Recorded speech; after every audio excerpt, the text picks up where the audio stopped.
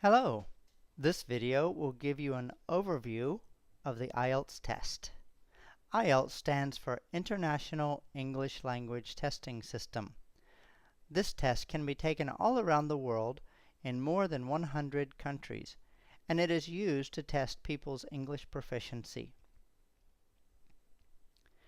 There are 4 modules that belong to the IELTS test. To complete all 4 sections, it takes about 2 hours and 45 minutes. The 4 modules are first, the listening section, next, the reading section, next, the writing section, and finally, the speaking section. Most students who are interested in entering a university would take the academic reading and writing sections of the IELTS. There are also general training reading section and general training writing section for people who are interested in immigrating to an English-speaking country and or living abroad. Now let's take a look at the listening section. The listening section is a 30-minute test. There are 4 parts in the listening section. In section 1, you will hear 2 people talk about an everyday situation.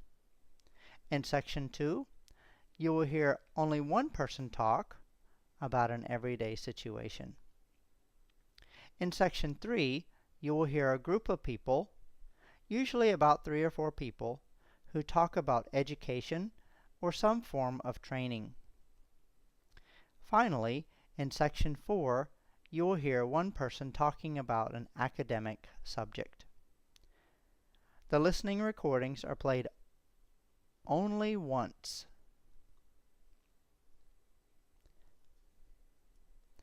Next, let's take a look at the academic reading section. You will have 60 minutes for the reading section.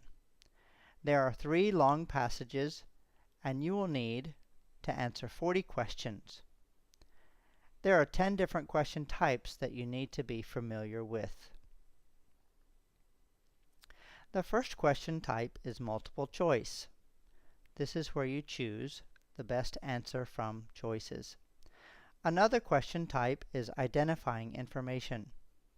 A third question type asks you to identify the writer's views or claims in the reading.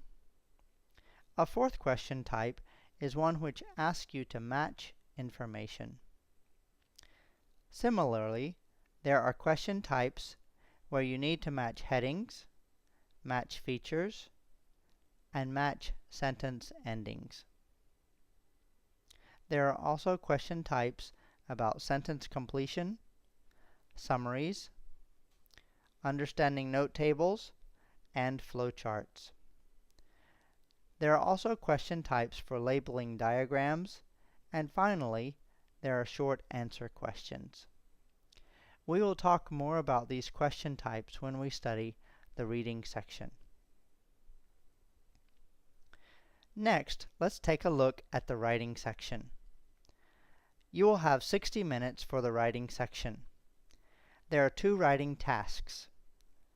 First, the first writing task, you will need to describe or explain a diagram, a chart, or some form of visual data. You need to write at least 150 words for task number 1. You should only spend about 20 minutes for task number 1. For task number 2, you will need to write an essay discussing a current issue, justifying an opinion, or assessing a development or a problem. You need to write at least 250 words for task number 2, and plan to spend about 35 to 40 minutes on this task. Finally, let's take a look at the speaking section. During the speaking session, you will talk to a real live human being. You will have around 11 to 14 minutes for the speaking section. There are 3 parts in the speaking section.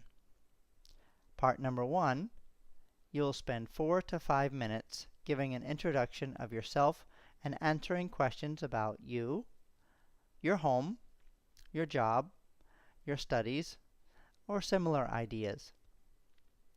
For part number 2 of the speaking section, you will talk about a topic.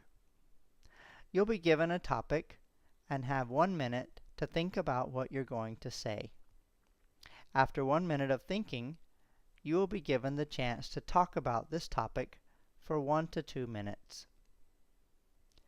In part 3 of the speaking section, you will have a discussion, a conversation, together with your examiner about the topic you talked about in part number 2. You will listen to them, express your own opinion, and give reasons for what you think, just like a conversation.